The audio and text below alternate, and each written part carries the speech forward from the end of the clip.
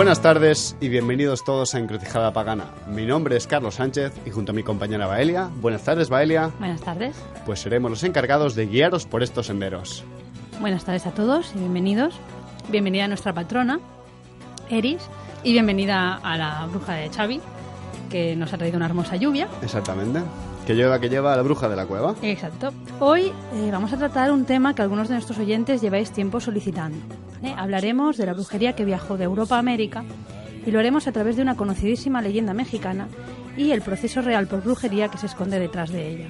Un programa muy interesante, sin duda, y, como no, además de esto, os traeremos nuestra agenda pagana y, bueno, alguna que otra reflexión entre medio. Así que, queridos oyentes, acomodaos y continuad escuchando, que estas son las palabras dedicadas a todos vosotros de dos paganos en su peculiar cruce de caminos. Empieza la aventura.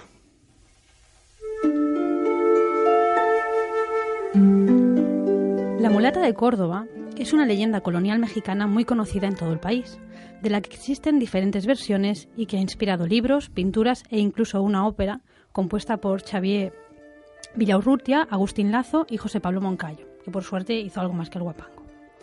Y la historia dice así. Sucedió en el estado de Veracruz, al sur de México. En época colonial, vivió allí una misteriosa mujer cuyo nombre se ha perdido en el tiempo, dado que por generaciones ha sido recordada simplemente como la mulata de Córdoba. Dado que todo en ella parecía burlar y contradecir las estrictas reglas del mundo que habitaba, los rumores sobre su persona recorrían la ciudad. Se decía que era hija de un caballero español y una africana, de quienes habría heredado una extraordinaria belleza y una pequeña fortuna. Dedicaba sus días a procurar alivio a las dolencias de los menos favorecidos, curaba las heridas de los esclavos negros y daba limosna a los pobres. Pero era por su dominio en el arte de los filtros, los ungüentos y amuletos que iban a visitarla aquellos aquejados de males del espíritu y gente ricas que precisaban un remedio efectivo para curar el mal de amores, protegerse de las envidias o encontrar esposo. Por todo esto, la mulata era a un mismo tiempo admirada y censurada por sus vecinos. No en pocas ocasiones, las mismas damas que acudían a solicitar su ayuda albergaban oscuros sentimientos hacia aquella mujer, en parte salvaje, que sin duda se permitía demasiadas libertades. Otro tanto sucedía con aquellos caballeros que por el hecho de verla sola ya la imaginaban como una más de sus propiedades. El hecho es que si la mulata tuvo amores, fueron estos discretos hasta el punto que se llegó a decir que el motivo por el que desdeñaba a los hombres no era otro que el de haber hecho sucumbir al mismo diablo sus encantos. Sea como fuera, un día aquí, un día allí, se dejaba ir a una maledicencia acerca de ella, que si un día en casa flotaba un intenso olor a azufre, que si de vez en cuando se la podía ver bien de noche cruzando los cielos, que quien sabía hasta qué punto eran oscuras aquellas artes secretas, de cuyo dominio le venía la fama. Ya fuera debido a la amargura de una criolla celosa o al odio albergado en el corazón de un pretendiente no correspondido, finalmente las obras extraordinarias de la mulata fueron denunciadas a la Inquisición. Cuando el Tribunal del Santo Oficio recopiló cuanto se había dicho y decía de ella, se la sentenció culpable de hechicería y pactó con el diablo, y fue condenada a morir quemada en la Ciudad de México. Los pobres y sus esclavos, por los que había hecho tanto bien, lloraron su pérdida, y entre lamentos la despidieron como la familia que nunca llegó a conocer, mientras que las damas y caballeros a los que también había ayudado renegaban de ella y alimentaban las habladurías, como aliviados de que aquella que conocía los más oscuros de sus secretos fuera a desaparecer de la faz de la tierra. A pesar del amor de unos y el desprecio de otros, la mulata conservó su porte sereno. Solo de tanto en tanto, sus ojos parecían brillar más de lo habitual y una misteriosa sonrisa se le dibujaba en el rostro. La noche antes de su ejecución, en la mazmorra, pidió al carcelero que le llevara un pedazo de carbón. El hombre, sorprendido por la rareza de aquella solicitud, le aconsejó que en vez de aquello se encomendara a Dios por la salvación de su alma. Sin embargo, ante la insistencia de la mulata, consideró que la proximidad de la muerte debía de haber afectado su pensamiento, y, compadeciéndose de ella, le llevó lo que pedía como última voluntad. Antes de rayar el alba, la mañana del día en que iba a ser ejecutada, la mulata llamó de nuevo al carcelero y con una sonrisa pícara le mostró un barco que había dibujado con el carbón en la pared de piedra. Buen día, carcelero. ¿Podría decirme qué le falta a este navío? Desgraciada mujer, si te arrepintieras de tus faltas no estarías a punto de morir. Anda, dime, ¿qué le falta a este navío? ¿Por qué me lo preguntas? Le falta el mástil. Si eso le falta, eso tendrá. El carcelero, sin comprender lo que pasaba, se retiró con el corazón confundido. A mediodía, el carcelero volvió a entrar en el calabozo de la mulata y contempló, maravillado, el barco dibujado en la pared. Carcelero, ¿qué le falta a este navío? Infortunada mujer, ¿qué pretendes? A este navío le faltan velas. Si eso le falta, eso tendrá. Y el carcelero se retiró, intrigado de que aquella misteriosa mujer, sus últimas horas dibujando, sin temor de la muerte se pasara. A la hora del crepúsculo, que era el tiempo fijado para la ejecución, el carcelero entró por la tercera vez en el calabozo de la mulata y ella, sonriente, le preguntó: Carcelero, ¿qué le falta a mi navío? Desdichada mujer, pon tu alma en las manos de Dios nuestro Señor y arrepiéntete de tus pecados. A ese barco lo único que le falta es que navegue. Pues si vuestra merced lo quiere, si en ello se empeña, navegará, y muy lejos. ¿Cómo? ¿Así? Y diciendo esto, la mulata, ligera como el viento, saltó al barco. Este, despacio al principio y después rápido y a toda vela, navegó alejándose cada vez más y más, hasta desaparecer en el horizonte de carbón. El carcelero se quedó mudo, inmóvil, con los ojos salidos de sus órbitas, los cabellos de punta y la boca enormemente abierta. Bueno, la verdad es que es una interesante y la verdad curiosa historia. Nunca me deja de sorprender este final tan extraño para una historia de brujería. Sí, la verdad es que la primera vez que yo, como extranjera, escuché la historia de la mulata de Córdoba, una cosa que me llamó mucho la atención era que era la primera historia de brujas antigua, o de origen antiguo, en el que la bruja era buena, o como mínimo tenía un tratamiento de heroína, ¿no?, del protagonista. Pero esta historia es muy conocida en México. Tiene incluso, como comentábamos al principio, una ópera y varios escritos. Pero no se sabe a ciencia cierta o no es tan popular el conocimiento de que hay una persona real detrás de esta historia, que es la que vamos a comentar hoy y que además nos da pie a comentar muchas cuestiones de la brujería en esta época, ¿vale? Para hacer una pequeña introducción, empezaremos hablando de la Inquisición en México. En líneas generales, la Inquisición española se había mantenido al margen de la caza de brujas que se dio en Europa a finales del siglo XV, más o menos en la época en la que se publicó el Malleus Maleficarum. Como ya hemos comentado en otros programas, la idea de bruja creada por los inquisidores implicaba el pacto con el demonio y un culto demoníaco. Pero, pues como decíamos, a diferencia de los demás tribunales europeos, la actitud de la Inquisición española adoptó en la mayoría de casos una actitud racionalista, moderada y prudente. Tras los casos y el proceso de Zugarramurdi en 1610, que como sabemos es el episodio de brujomanía más conocido en la península, inciso, una cosa es que hubieran procesos en los que las personas sean acusadas de brujería o de cometer sacrilegios o blasfemias, y otra idea es esta de considerar la brujería como una secta satánica y, por lo tanto, que hace la competencia al cristianismo. Claro, en ese ¿sí? sentido España fue muy comedida. Exacto, cuando hablamos de brujomanía son episodios, este típico caso en el que todo el mundo acosa a todo el mundo, hay un pánico a la brujería, se ve como una amenaza, cualquiera puede ser bruja y entonces se disparan las persecuciones, las acusaciones y las condenas también, ¿no? De hecho, en Cataluña fue el lugar de Europa donde más juicios hubo por brujería y, a modo de curiosidad, tampoco hubo una brujomanía muy extendida. Exacto, es una noción que a veces perdemos pero que hay que recuperar al tocar estos temas. Bueno, pues cuando se dio el caso de Zugarramurdi, el inquisidor Salazar y Frías, que fue un poco el que cortó con esta, se les llama epidemia de brujomanía, planteaba que la mejor manera de detener la brujería era ignorándola y guardando silencio. Y pues esto funcionó bastante bien en aquella zona. Entonces, este escepticismo, digamos que era un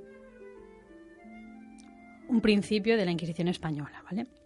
En la persecución de los delitos, los inquisidores acataban las instrucciones promulgadas por el Consejo de la Suprema y General Inquisición Española, que normalmente se nombra la Suprema, ¿vale? Y esta, pues lo que aconsejaba a sus ministros era examinar con prudencia cada caso de brujería, porque a menudo se consideraba como producto de la imaginación. Solo cuando las prácticas mágicas introducían confusión en materia de fe, los inquisidores podían considerarlas graves. En la Nueva España, en aquel entonces se llamaba Nueva España, la Inquisición se estableció en 1571 y tenía por fin vigilar la conducta religiosa de los habitantes de esta zona y perseguir y castigar a los herejes y a los disidentes de los dogmas católicos. Es importante señalar que los indígenas fueron excluidos de su jurisdicción, ya que se consideró que eran nuevos cristianos, acababan de introducirse en la fe cristiana, y no se les podía juzgar con la misma severidad que a los cristianos viejos. De esta manera, solo el 20% de la población mexicana, conformada por españoles, mestizos, criollos, asiáticos y otras mezclas étnicas, quedó bajo la tutela de la nueva institución. por otra parte, o sea, como apunte diremos que los indígenas no es que se libraran, ¿vale?, de persecuciones, pero ellos tenían, por así decirlo, una inquisición aparte que entre otros nombres recibió el de provisionato de indios. A diferencia de las inquisiciones monástica y episcopal, o sea, las que dependían de la Iglesia, que habían actuado con anterioridad en México, el Tribunal de la Inquisición se regía a través de los códigos dictados por la Suprema, ¿no?, por este organismo central. Los inquisidores publicaban edictos de fe, ¿no?, en los que describían los delitos que perseguían y exhortaban a los culpables a autodenunciarse o a denunciar a los culpables que conocieran. Estos edictos se leían durante la misa y los fieles tenían la obligación de asistir. Los edictos conferían a los herejes un periodo de 30 o 40 días para manifestar sus errores, y si declaraban en ese plazo, los culpados podían ser tratados, o se les prometía que serían tratados con mayor benignidad, lo que significa que no habría penas de muerte ni de cárcel perpetua. Por lo que respecta a la magia, los códigos inquisitoriales distinguen 3 tipos de magia: la astrología judiciaria, la brujería y la hechicería. La astrología judiciaria es lo que llamaríamos la magia culta, que implicaba un saber libresco, como la alquimia o la nigromancia. Es muy difícil encontrar este tipo de casos en los archivos inquisitoriales de la colonia. En cambio, hay muchos testimonios sobre creencias y prácticas mágicas de carácter popular, como la curandería, la hechicería y la adivinación, siendo las mujeres las que frecuentemente estuvieron implicadas en estos delitos.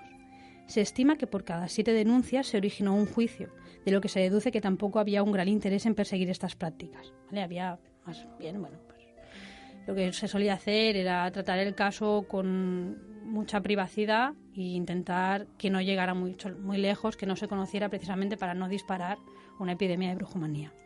En el siglo XVII, del que hablaremos hoy, la magia denunciada fue sobre todo de origen hispánico, a la cual, debido al mestizaje, se sumaron algunas veces rasgos de tradiciones mágicas de los indígenas mexicanos. Muy rara vez aparece en los archivos inquisitoriales la brujería, como culto demoníaco, respecto a la cual la actitud del tribunal fue escéptica y prudente. Los inquisidores debían reunir más pruebas que para otros delitos, ¿vale? Tenían que comprobar si verdaderamente las supuestas brujas habían provocado los daños que se les imputaban, si habían asistido a reuniones o juntas con el demonio, etc. Incluso cuando las mujeres ratificaban haber participado en aquelarres, se consideraba que estas afirmaciones no eran más que alucinaciones provocadas por los ungüentos con fuertes drogas que empleaban. A modo de curiosidad, digamos que el Nuevo Mundo, a diferencia de Europa, tenía más una tradición aún mucho más viva respecto al uso de enteógenos y plantas alucinógenas que en Europa se había relegado mucho a una subcultura, por así decirlo, del ungüento y de unos drogadictos. El ungüento de brujas famoso era una forma de droga popular. Lo contrario, ¿no? Se cree que mucho el ungüento de brujas lo hacían las brujas. Es probable, pero también hay que decir que era una droga de moda en los siglos XVI y XVII, porque tenía ciertos estratos de cáñamo, de opio, etcétera, y que era una droga más que circulaba. Sí, bueno, podemos decir que por un lado estaban los ungüentos que se usaban en brujería y por otro lado estaba un similar, una copia o algo así, que se empezó a distribuir por circuitos populares que no tenían nada que ver con prácticas hechiceriles. Exactamente. ¿Vale? Bueno, ¿qué prácticas nos consta que estaban censuradas por el Tribunal de la Inquisición en el Nuevo Mundo? Bueno, pues tenemos la adivinación con cercos para consultar al demonio, el echar las suertes con habas, maíz o trigo, las predicciones, precisamente en las que se empleaban bebidas o hierbas alucinógenas, como el peyote, que por cierto fue muy empleado en la magia novohispana y se llegó a prohibir su consumo, y que también recibía los nombres de Santa María o Santa Rosa María, porque pues en un sincretismo cultural muchas plantas recibieron nombre de santos. La Inquisición reconocía el delito de hechicería únicamente en 2 casos: cuando las hechiceras tenían pacto implícito o explícito con el demonio y cuando para elaborar sus hechizos se empleaban objetos sagrados como cera y agua bendita, óleo santo, pedazos de altar, vestiduras sacerdotales, oraciones canónicas, etc. A pesar de las denuncias, pocas hechiceras fueron procesadas por hechiceras, ¿vale? No es que no hubiera persecuciones, no es que no hubiera abusos, estamos hablando de un tema muy concreto. En parte, pues esta falta de muchos procesos se debe al escepticismo de los inquisidores y a que se les había una amplia consideración de embaucadoras, ¿vale? Se consideraba un engaño para sacar dinero o cualquier cosa, ¿no? Cuando sí se las consideraba culpables, las sentencias que se les aplicaban eran la confiscación de bienes, como no.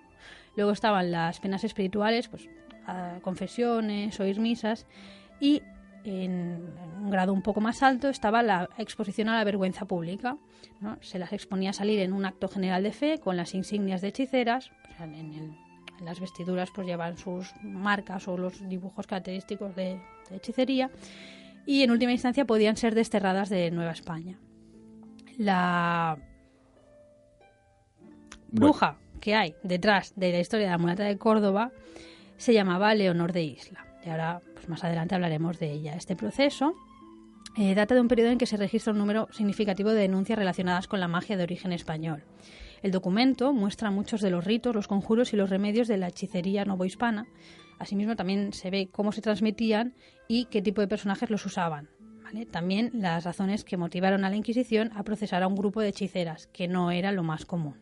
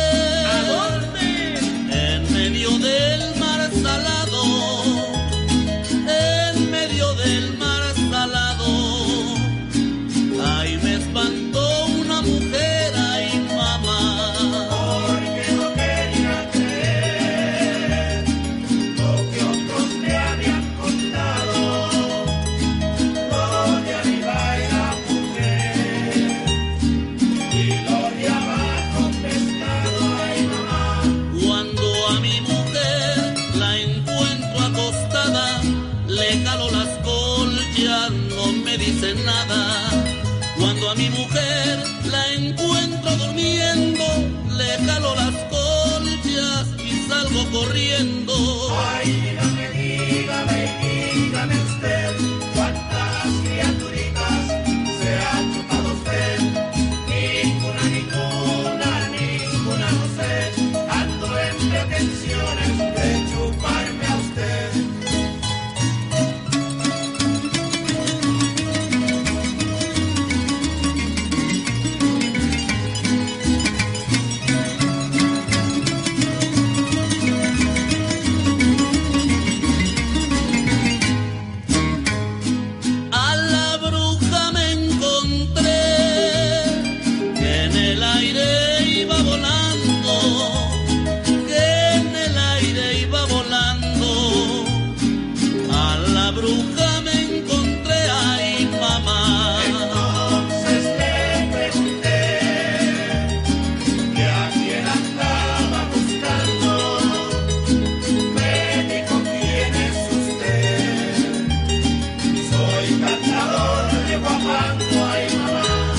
Escóndete, Chiepa.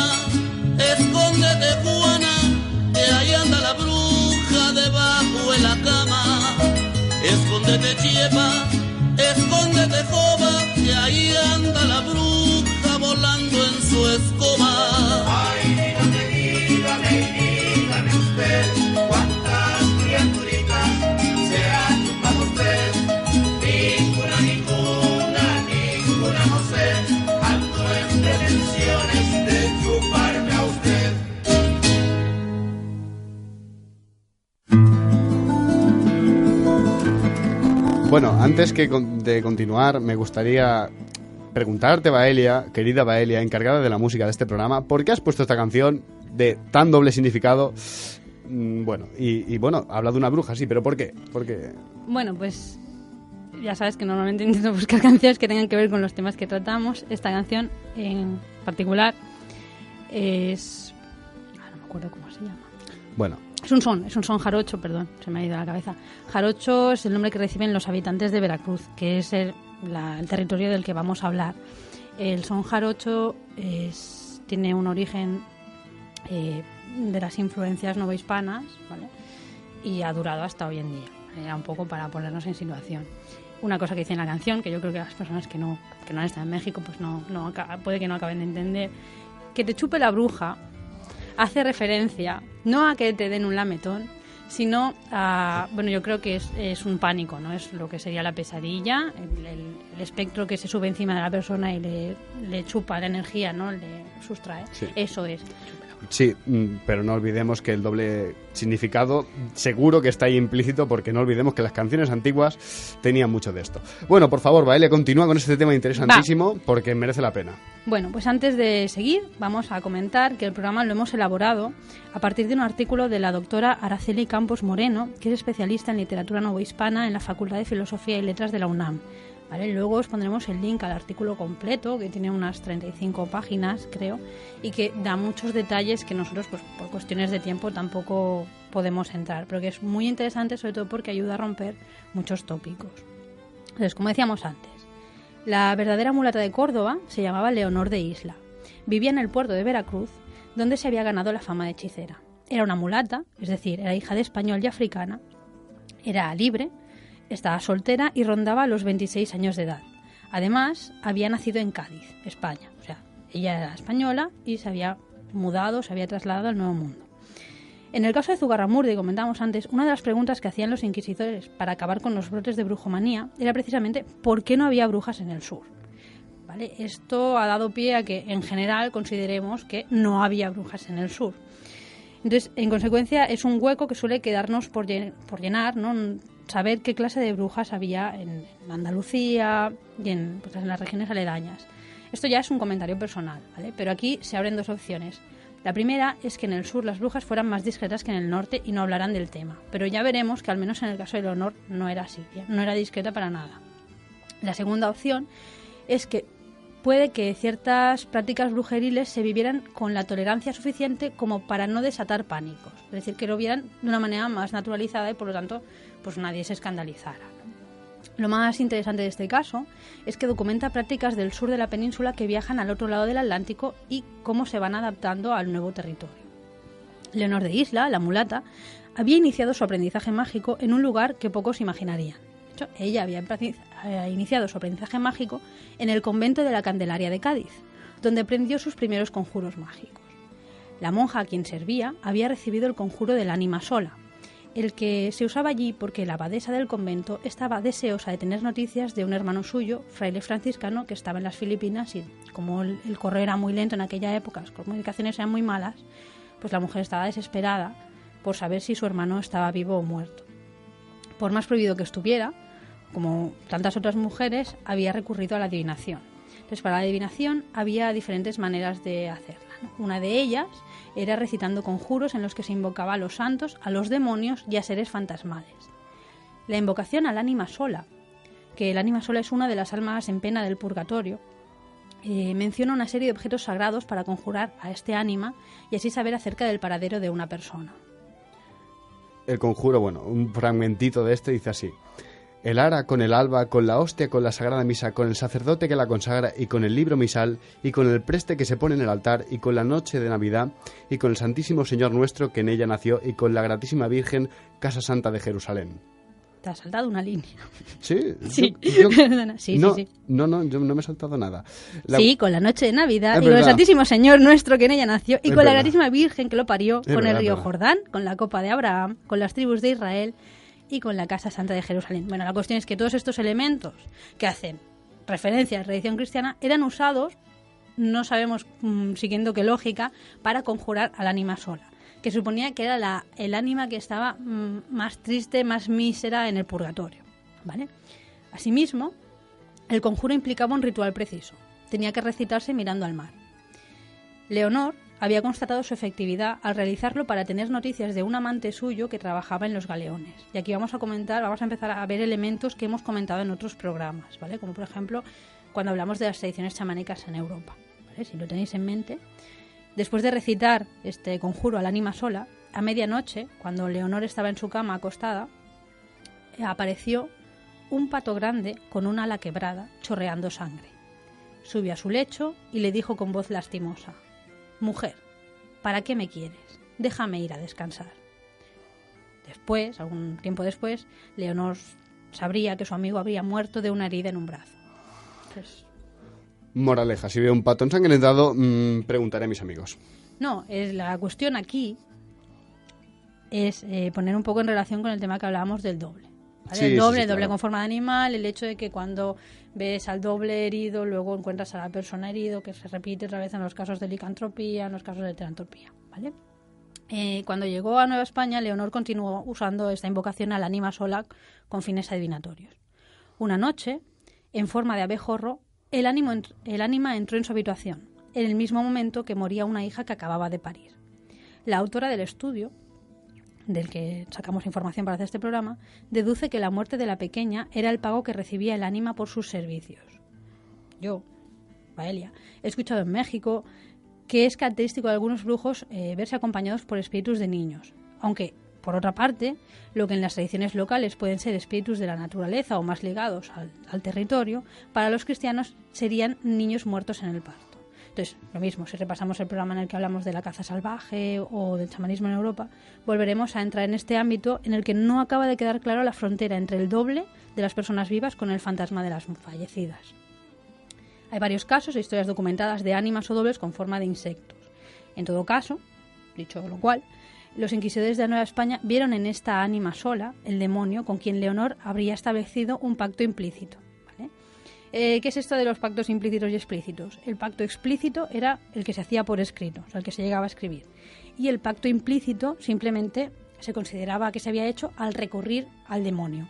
En ambos casos se asumía que la persona se comprometía a dar su alma al diablo a cambio de recibir su ayuda para realizar actos sobrenaturales. No se sabe por qué causas Leonor de Isla llegó a Veracruz, ni desde cuándo vivía allí. Lo que sabemos es que era dueña de una posada y que la hostelería no era su único medio de sustento, pues lo alternaba con la hechicería y seguramente con el favor económico de algunos de sus amantes. Esto le permitió sobrevivir e incluso poseer algunos artículos de lujo. Es posible que algunos de estos artículos los adquiriera como pago a sus servicios como hechicera. Como fuera, todas sus posesiones fueron rematadas en la plaza pública para financiar su estancia en la cárcel, como veremos más adelante. El vecindario de Leonor sabía que tenía un amante llamado Francisco Bonilla y que éste era carpintero. Una vez discutieron y él la abandonó. A medianoche, en compañía de otras mujeres, Leonor murmuraba un conjuro para provocar el regreso de su amante. Al parecer, los rezos de aquella noche tuvieron el efecto deseado y Bonilla volvió a sus brazos. Otra práctica mágica que documentamos aquí y de la que todos hemos oído hablar alguna vez es que Leonor daba a beber a su amante, sin que él lo supiera, sangre menstrual diluida en chocolate. Qué rico. Hombre, la cuestión es que era una bebida de origen indígena, muy consumida durante el virreinato y bueno, pues la aprovechaban para hacer la mezcla. Muchas mujeres novohispanas realizaron este hechizo, casi siempre con el fin de amansar, o sea, de doblegar a los hombres. Curioso. Leonor poseía un amplio repertorio de recetas mágicas, aparte de esta, ¿no? Conocedora de la herbolaria tradicional, también recogía hierbas a determinadas horas y les ponía... las preparaba y las incluía también en la misma bebida, en el chocolate, para ser ingeridas, o si no, se las ponía debajo de la mesa o detrás de la puerta de la calle, ¿vale? Tenía un trabajo pues de herbolaria. En la hechicería se ha creído tradicionalmente que ciertas plantas tienen género, o sea, hay plantas femeninas y plantas masculinas, por lo cual se emplearon en la fabricación de pócimas amatorias. Con este propósito, por ejemplo, las hechiceras sevillanas recogían el helecho al que llamaban falaguera. Como nota, aquí en Cataluña también se recogía el helecho con fines mágicos y se llama falguera. El helecho se recolecta en el campo durante las noches e incluso se ha documentado una cancioncilla que cantaban en la noche de San Juan asociada a ritos mágicos. En el puerto hay una hierba que se llama falaguera y en la noche de San Juan florece, gana y se seca. Pues eso. se hacía esta recolección para usos mágicos. Si bien desconocemos las plantas concretas que recogía Leonor, es evidente que sus conocimientos provenían de esta clase de farmacopea tradicional de origen español. De todos modos, también en la magia prehispánica parece que varias plantas tuvieron designaciones genéricas, ¿vale? Una de ellas fue el puyo mate, que tenía dos funciones distintas: atraer o frenar el amor. Una curandera indígena decía emplear 2 palitos hechos muñecos, cada uno de sexo distinto, para tener fortuna en el amor y en el juego. Otra de las habilidades de Leonor fue la adivinación por medio de la suerte de las habas, que había aprendido en Cádiz. Esta adivinación fue muy exitosa en España y después en la Nueva España. La suerte de las habas recibió también el nombre de arte morisca, lo cual hace suponer que los moriscos fueron quienes más la emplearon. Los cristianos viejos, en general, veían a judíos, moriscos y gitanos como culturas primitivas o arcaicas, pero poseedoras de saberes y poderes mágicos. Algunos sanadores moriscos fueron célebres, como Ramón Ramírez, en las tierras fronterizas entre Aragón y Castilla la Vieja, donde se le consideraba un hombre sabio. Sus conocimientos derivaban de la medicina popular morisca, practicada sobre todo por los varones de las comunidades. Algunas referencias, que se encuentran en otros textos, hacen pensar que las habas, como otras semillas y granos, no solo eran empleadas en adivinación. Por ejemplo, el fraile Juan de Bustamante, procesado en Perú por hechicero, aseguró que sabía hacer una haba morisca, con la cual se podía hacer invisible si se la ponía debajo de la lengua, y que además le permitía entrar por la rendija de una puerta. Vale, aquí vamos a ver otra cosa que queda bastante clara en el proceso: es la ingente cantidad de religiosos cristianos que están mezclados en asuntos de brujería que en principio estaban prohibidos por la Iglesia. Es divertido, a modo de apunte histórico, que la mayoría de grimorios y brujería culta, no, magia culta como la has denominado, nos llegan gracias precisamente a ellos. Copias, sí, de hecho, hace unos años se encontró en Canarias una copia del siglo XVI no me equivoco, las clavículas de Salomón, hecha precisamente por un fraile. Curiosamente, bueno, ese tipo de magia nunca ha estado desligada de la Iglesia Católica. Bueno, también en el proceso de Leonor se mencionan objetos mágicos, que es una cosa curiosa.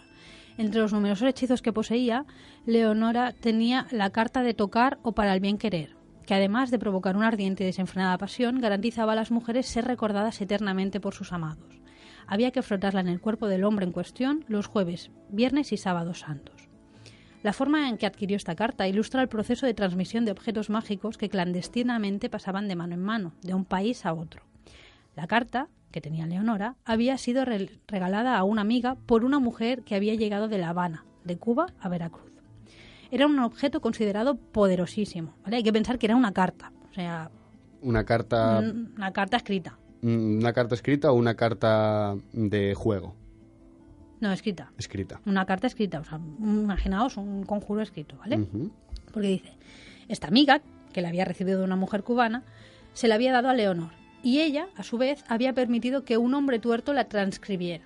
Modo de curiosidad que sea un hombre tuerto. Sí, yo no sé si es que, bueno, estos son información que se saca de los procesos, entonces a lo mejor, como eran confesiones, el tuerto a lo mejor no tenía ni nombre, o a lo mejor vete tú a saber, porque además esto no sabemos, hay varias declaraciones dentro del mismo proceso y no sé si esto lo explica Leonor misma en sus declaraciones o su vecina, que ahora veremos cómo fue un poco esta historia, ¿no? En el mercado de objetos mágicos, que por lo visto existía en el puerto de Veracruz, Leonor, ella sí, contó que un franciscano le había dado a su amiga Beatriz unas cedulillas que eran buenas para la suerte y para librarse de heridas de arma. Pues obviamente estas cedulillas no estaban autorizadas por la Iglesia. Y otra vez nos encontramos con un religioso metido en asuntos de brujería, ¿vale? No solo en el ámbito de la magia culta, sino en la hechicería. Pues estampitas, cédulas, trozos de mantos de altar, todo eso se usaba en brujería. Se documenta también, y esto es otra cosa que nos sonará de programas de brujería más antigua, de paganismo, que Leonora tenía la costumbre de rezar entre dientes, ya fuera cosiendo, bordando o haciendo cualquier labor de la casa. Las palabras mágicas constituían una parte esencial de su vida cotidiana. Leonora tenía además particular devoción por Santa Marta, y siempre llevaba consigo una imagen de Santa Marta que un mulato del puerto veracruzano había pintado para ella. Encontramos varias versiones del conjuro de Santa Marta del siglo XVI al XVIII en los archivos novohispanos. Estaba dirigido el conjuro a los hombres a fin de someterlos, obligarlos a volver o bien provocarles la impotencia, como castigo, como venganza. Existían 2 tipos de conjuros, el de la Marta buena y el de la Marta mala.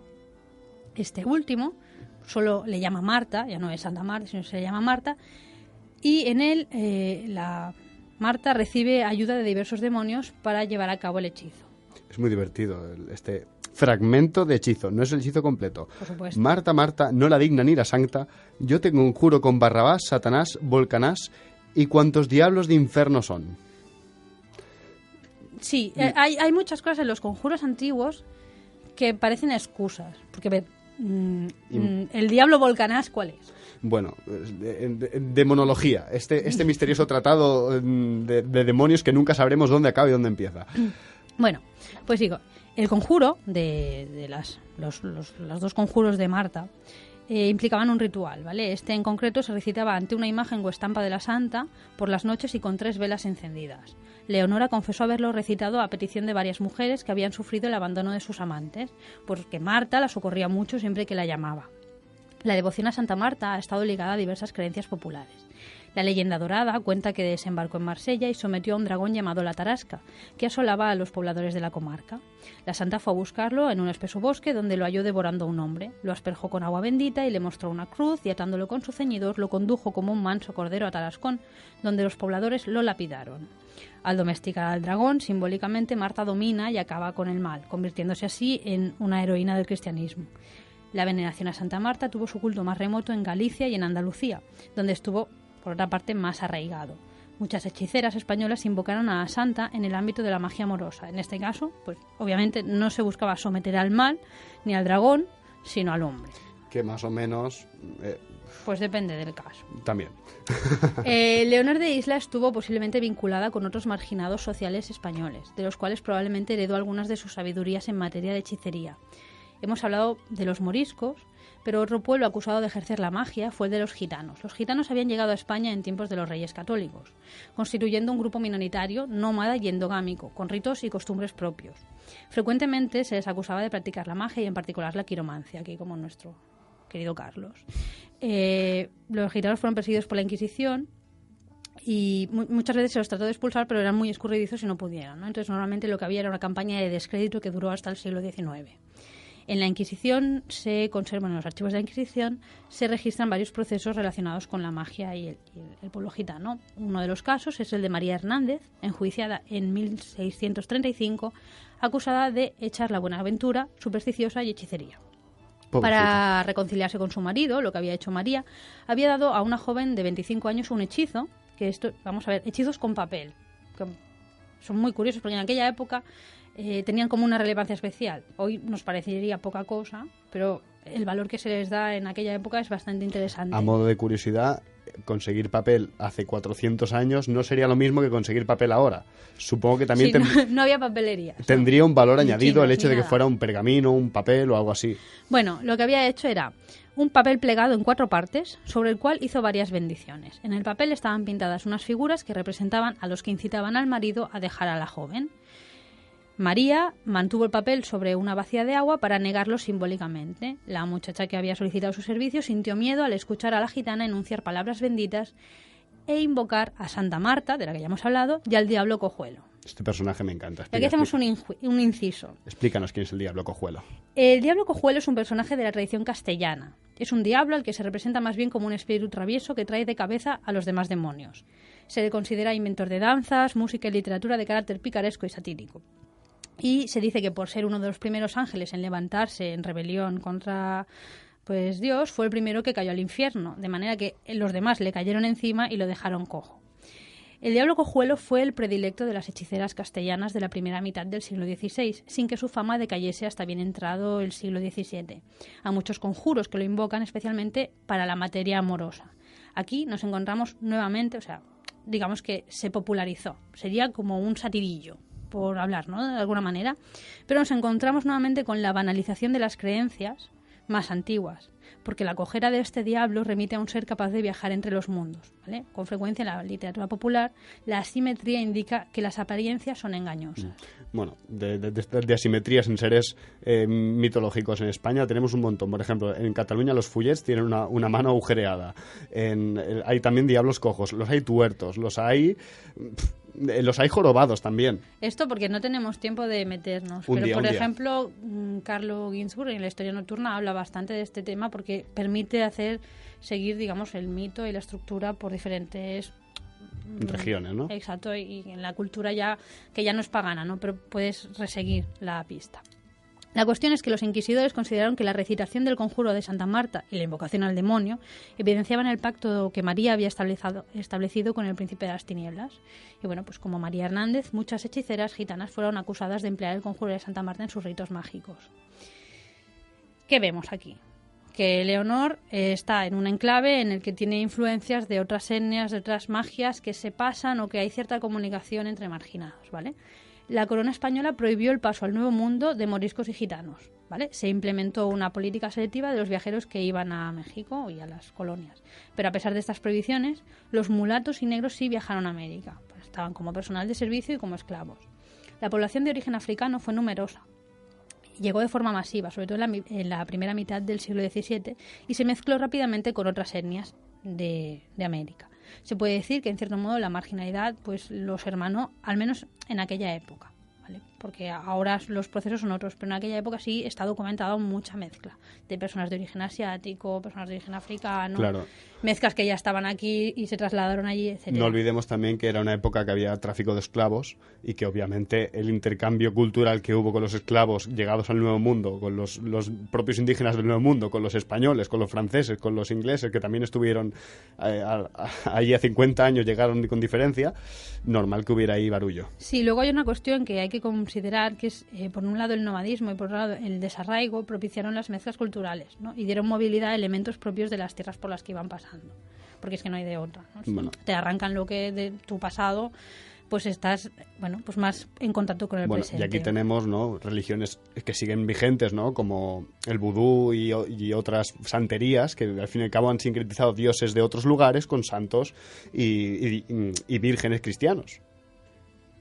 Bueno, volvemos al tema. La brujería diabólica procesada en el Nuevo Mundo casi siempre fue ejercida por mulatos y negros, ¿vale? Invocar al príncipe de las tinieblas siguió siendo pues la última esperanza, ¿no?, de los que ya no tenían nada. Son comunes los casos, como el de, por ejemplo, Josep de Mesa. Era un esclavo negro que, para librarse del obraje donde trabajaba, invocó al demonio, con quien firmó un contrato. Pues esto sería un pacto explícito, prometiéndole dar su alma cuando muriera. O, por ejemplo, también está documentado el caso de María Juana de San Ignacio, que era una mulata esclava, nacida en Filipinas, que era sirvienta en un convento, que confesó su deseo de pactar con el diablo para detener los azotes que le daban. Las mulatas, en concreto, frecuentemente se vieron involucradas en delito de hechicería. Como Leonor de Isla, cultivaron la magia amorosa que habían aprendido en España entre los grupos de marginados españoles, que tradicionalmente habían acudido a la magia. Las mulatas solían ser intermediarias entre distintos miembros de la sociedad, porque muchas veces tenían amantes de la alta sociedad, pero se relacionaban también con la gente pues, de ámbitos más marginales. Eran, o se las consideraba, insolentes y orgullosas, y cuando era necesario sabían sacar provecho de las flaquezas de los demás, proponiéndoles soluciones maravillosas a sus problemas no resueltos. En el proceso contra Leonor se alargó bastante, duró 2 años, y en estos años fue interrogada sucesivamente. Solo al final del proceso conoció el cargo que se le imputaba. Era común que los presos se desesperaran en los largos procesos que enfrentaban sin saber cuál sería su destino final, ¿vale? La tardanza en resolver las causas era una táctica de la Inquisición para forzar a los presos a confesar todos sus delitos y a delatar a quienes estuvieran involucrados. En el caso de Leonor, encontramos que las vecinas que participaron en las actividades brujeriles se fueron incriminando unas a otras. Ya hemos explicado cómo el tribunal, mediante la lectura pública de edictos, presionaba a la comunidad a confesar sus culpas y a denunciar a los infractores de la fe cristiana. El proceso de Leonor fue provocado por la autodenuncia de su vecina Juana de Valenzuela, que se presentó a declarar a la Inquisición porque su confesor no la había querido absolver de los pecados. Juana era una viuda de un labrador, había nacido en Córdoba, España también era española, del sur, y tenía alrededor de 30 años. Era una mujer sola y humilde y estaba enemistada con Leonor. Durante 2 años había observado la conducta transgresora de Leonor y pues la narró, digamos que con un poco de resquemor, ¿no?, con un poco de envidia o con, no sé, con un poco de maldad, con lujo de detalles a los inquisidores. Aquí había un poco de envidia, ¿eh? Sí.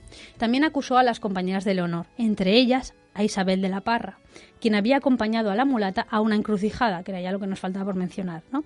Había acompañado a la mulata a una encrucijada donde a medianoche hicieron cercos y conjuros para pedir a los demonios que el hombre a quien amaba Isabel regresara. Pero Juana, la delatora, a su vez, fue acusada por sus comadres, quienes aseguraron que acostumbraba precisamente a hacer la suerte de las habas, ámbito en el que destacaba por sus aciertos. Juana admitió que lo había hecho por burla y entretenimiento, pero estando en la cárcel había vuelto a consultar a escondidas el oráculo. El final de Juana fue que enfermó en la cárcel y murió antes de que su proceso concluyera. Bueno, eso te pasa por acusar cuando tú eres Sí, lo es un mismo. poco sospechosa. Vamos a dejarlo en que Leonor se dedicaba básicamente a la magia amorosa y a manchar hombres y que la muerte de Juana fue algo natural. En el auto de fe, aquí volviendo al tema, en el auto de fe fueron condenadas varias habitantes del puerto, además de Leonor y de la Juana. Inés de Villalobos fue condenada por recitar oraciones para fines deshonestos, mezclando cosas benditas y santas y el nombre de Dios y de sus santos, diciendo la oración de Santa Marta y santiguando el agua en una taza para los dichos efectos, en el nombre del Padre, del Hijo y del Espíritu Santo. Otra condenada fue Lucía de Alcalá, por haber echado suertes, haber santiguado el agua mirando en ella, a instancia suya, de una mujer preñada, para actos torpes y deshonestos y para saber de un hombre a quien trataba, o sea, adivinación también. Otra condenada fue Catalina Ortiz, natural de un popular barrio sevillano, por vaticinar el porvenir junto con sus amigas utilizando la suerte de las habas. Catalina Bermúdez, por hacer una suerte en la que pidió a San Julián, San Erasmo y otros santos saber si su marido le era infiel. Juana Pérez, porque quiso adivinar con un sortilegio si el hombre a quien trataba se casaría con ella. Ana de Herrera, una viuda que echaba una suerte para que un amigo le quisiese bien. Y Magdalena Hernández, nativa de Málaga, que hacía conjuros invocando a Barrabás y a Satanás. La Inquisición perseguía a estos grupos de personas que participaban de una misma herejía, ¿vale? Ellos lo llamaban complicidades, y se mostraba particularmente severa con ellos. Todo parece indicar que cuando las herejías se cometían individualmente, la estrategia de la Inquisición era dejar que se consumieran en sí mismas, se diluyeran hasta desaparecer y pues se conformaban con registrar las denuncias o recoger los instrumentos que se utilizaban, por ejemplo las oraciones, los ensalmos, los conjuros, para de esta manera evitar su propagación. Pero el escándalo que causaba Leonora en el puerto de Veracruz debió ser tomado en cuenta para llegar a procesarla. Los testimonios reunidos coinciden en su fama como hechicera y su tendencia en proclamarlo. Por esto cuando decíamos, es que serán más discretas, no. Tenía fama por todo el puerto y además pues parece ser que presumía de ello, o sea, estaba orgullosa y... Pues muy bien. Sí, sumado a lo anterior, pues tenemos que decir que el puerto de Veracruz era el más importante del virreinato, ¿vale? Ahí confluía una gran cantidad de viajeros que desembarcaban de la península o de las islas caribeñas para diseminarse por el ancho territorio novohispano e incluso ir a regiones lejanas como el virreinato de Perú. Si la función de la Inquisición era evitar la propagación de la herejía, pues había el peligro de que las creencias de Leonor se propagaran a confines, pues así, a lugares tan apartados. Otro aspecto en su contra fueron los múltiples saberes hechiceriles que poseía Leonor, ¿vale? Hemos hablado que preparaba diversos brebajes, conocía plantas, sabía adivinar, invocaba a los demonios, se iba a las encrucijadas, recitaba conjuros, tenía un arsenal de herramientas rituales, tenía velas, estampas, cédulas, saumerios. O sea, que no se trataba de una mujer ingenua que había cometido una falta ocasional, sino de una profesional de la hechicería. A todo esto se añade el trato cotidiano que había establecido con un séquito de seres infernales, ¿no? La Marta la Mala, el Ánima Sola, Barrabás, Belcebú, etc., a los que veneraba y tenía a su servicio. Contrariamente a lo que se dice en la leyenda, Leonor nunca fue enviada a Ciudad de México, sino que fue sentenciada a salir en un auto de fe para su deshonra pública y a recibir 100 azotes. A este castigo se añadió su destierro de la Nueva España. Lo último que se sabe de ella es que pidió 6 meses para cumplir con la orden, arguyendo que tenía varias dolencias. Y luego se pierde la huella. Pues muy interesante, la verdad, esta historia.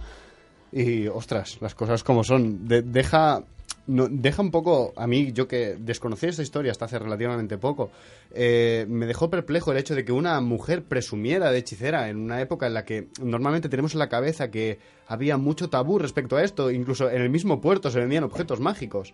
No deja de haber ahí lo que tú dices, ¿no? La reflexión está detrás. Quizá en sitios donde creemos que no había brujería, sí que la había. Lo que pasaba es que estaba muy naturalizada y estaba muy interiorizada en las personas. Y de esa manera, pues quizá sitios que pensamos, aquí no hay tradición, no es que no la haya, es que nunca se ha callado. Como mínimo. Y a propósito también, o sea, es muy interesante el mestizaje cultural que hay entre el cristianismo, los moriscos, los gitanos, las tradiciones prehispánicas y cómo todo esto confluye, ¿no? De alguna manera a esta hechicería popular que quizás es más efectiva que esta que nos montamos nosotros de grandes sistemas. No, ellos hacían lo suyo y les funcionaba, ¿no?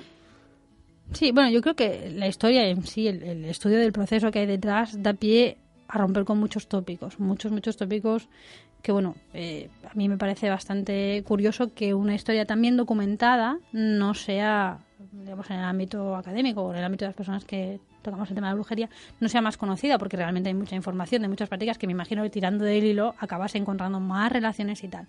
Pero bueno, de entrada sí, vemos, por un lado, que el mestizaje no es una cosa de hace 2 días, como mínimo es una cosa de hace unos cuantos siglos, que hay muchísima movilidad, más de la que cabe esperar. O sea, estamos viendo cómo las creencias de Castilla, o sea, ya me refiero a creencias más territoriales, ¿no? Más regionales, como una figura mítica de Castilla llega al sur, o como hay puntos de contacto entre Sevilla y Cataluña, como esto viaja al Nuevo Mundo, como aunque tú intentes ponerle puertas al mar, no, va a ser que no funcionan. Y bueno, pues creo que abre un debate bastante interesante hacia la reflexión de los matices, ¿no? De recuperar un poco, ser un poco conscientes de que no hay una tradición pura, ¿vale? Por decirlo así, no hay una tradición que no tenga algún que otro elemento exógeno incorporado en algún momento de su historia. Obviamente. Y que tampoco resulta ningún beneficio conseguir una homogeneización, ¿no? Que todos hagamos lo mismo o que todas las tradiciones acaban confluyendo en un mismo patrón, porque bueno, pues en la variedad es donde se crea el espacio para las particularidades. Pues muchas gracias por esta reflexión. Y bueno, Express. Hago una pequeña agenda porque venga, agenda express. Hoy la verdad, comentaremos poquitos eventos. El 31 de mayo tenemos un taller de adivinación chamánica impartido por Lidia Saló, que estuvo con nosotros 2 programas. Los programas de chamanismo. Exactamente. Este taller se realiza en la Escola Mariló Casals y la duración es de todo el día. Si queréis más información, escolamarilocasals.com y allí lo encontraréis todo. También el 31 de mayo hay un taller de máscaras de poder impartido por nuestra amiga Bruxa West. Que estuvo con nosotros en el programa de los circos. El programa de mujeres, sí. Sí, en uno de los 3, no me acuerdo cómo lo titulamos ahora. Y bueno, si queréis más información, escribid al templodeladios@gmail.com o consultad el evento en Facebook. El 14 de junio, pues, PFI organiza un taller de magia con cuerdas y nudos también con Bruxa West. Y el Templo de Iberia. Y el Templo de Iberia, exactamente. Y gracias a, pues eso, iba a decir eso, gracias a la colaboración del Templo de Iberia, pues Bruxa nos ofrece este taller teórico y práctico acerca de, pues, la magia con cuerdas y nudos. Mirad que hablamos de tejer y hacer cosas. Y murmurar. Y murmurar, pues murmuraremos. La actividad será gratuita y aquellos que estéis interesados, por favor, escribidnos a cataluña@panfederation.org para reservar vuestra plaza. Está muy lleno. Las cosas como son, habrá bastante gente y probablemente lo haremos en el exterior si Júpiter y los dioses de la lluvia nos lo permiten, que ahora mismo y la bruja de Xavi. Y la bruja de Xavi nos lo permite porque ahora mismo estoy viendo que es muy efectiva porque efectivamente está lloviendo aquí en Sardañola. Y bueno, como no, si organizáis o conocéis eventos relacionados con el paganismo, escribidnos a encrucijadapagana@gmail.com o a través de nuestra página de Facebook nos los hacéis llegar sin ningún problema y los anunciamos.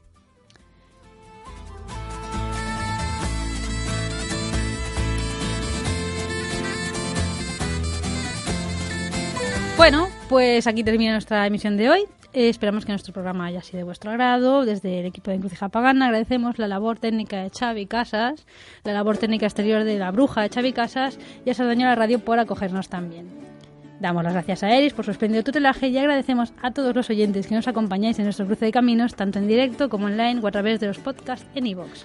Y como no olvidéis que podéis seguirnos por Facebook y enviarnos vuestras opiniones, ideas y sugerencias a la dirección encrucijadapagana@gmail.com o a través de nuestro Facebook. Nos queda un minutito, pero antes de irnos, Baelia creo que quiere dedicarle este programa a alguien. Sí, mira, vamos a dedicar este programa a Óscar Sánchez. Óscar Sánchez, te dedicamos este programa. Para que te animes. Para que te animes y, como no, a forma de agradecimiento por todo ese gran apoyo que nos has mostrado siempre desde este lado del Atlántico. Muchas gracias, Óscar. Y también a una persona más, ¿no? Si no me Sí, venga, vamos a dar gracias. Vamos a dar las gracias a Montserrat García Campos, que es la persona que me contó la historia de la muleta de Córdoba por primera vez. O sea, la conozco por su culpa y hasta aquí hemos llegado. Y bueno, pues nada, como no, os esperamos el próximo miércoles a las 6 en Soraño la Radio, en Encrucijada Pagana, nuestro peculiar cruce de caminos. Hasta pronto.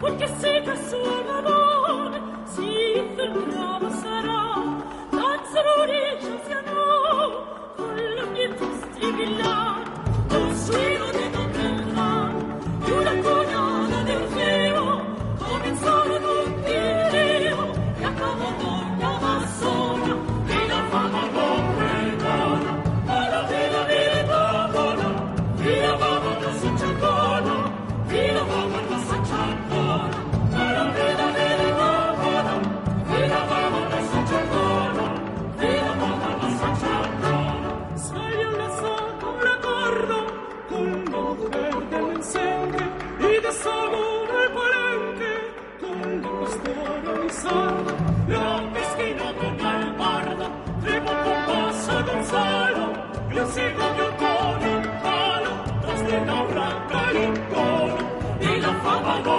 pregona